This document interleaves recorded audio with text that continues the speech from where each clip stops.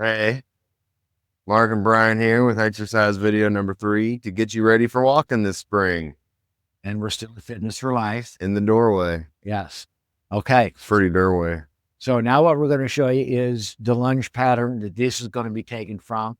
And this is the rotational pattern. So one lunge, left leg, turning and lunging to the left. So rotating left.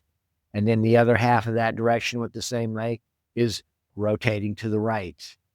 So these are the positions we're going to use for these exercises. So we're going to have Brian rotate with his left leg. Now, again, just to a point that's comfortable for you is where you'll lunge to. And then since he lunged with his left leg to the left, he's going to rotate to the right.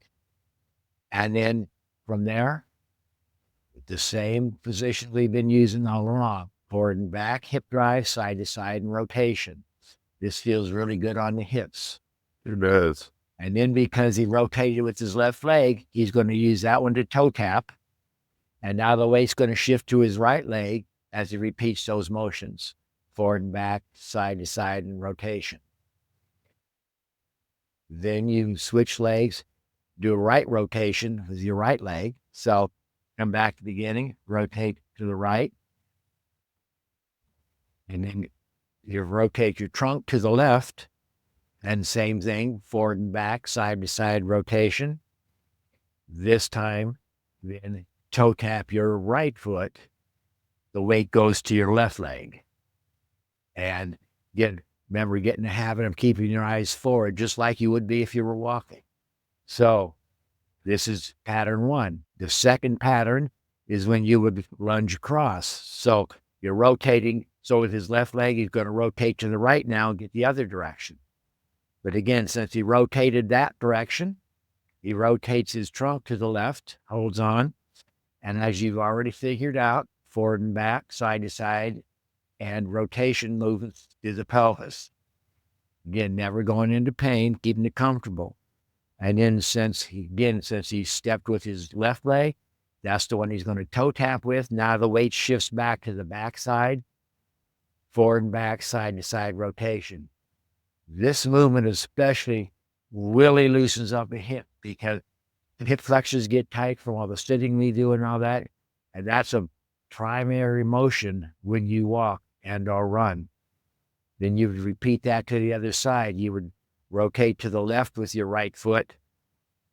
Trunk would rotate to the right. And then your same 3 patterns, forward and back, side to side, rotated.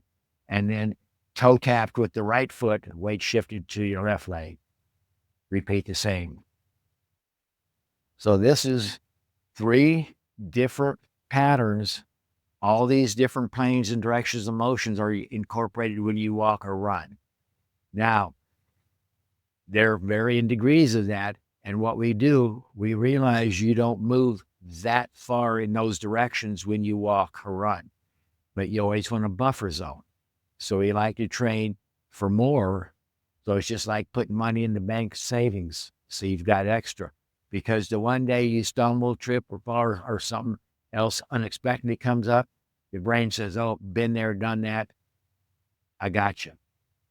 The people that aren't used to their joints, their muscles moving in those directions, they're the ones more likely to fall and or get hurt. So these are great exercises to do. They can really loosen you up. Take your time with them. Keep it comfortable. Gotta say, my hips, my back, my feet, my arms, everything feels nice and loose. So you can definitely overstretch with some of those positions with the hip or the shoulder, if you have an injury. So like Mark said, keep it comfortable.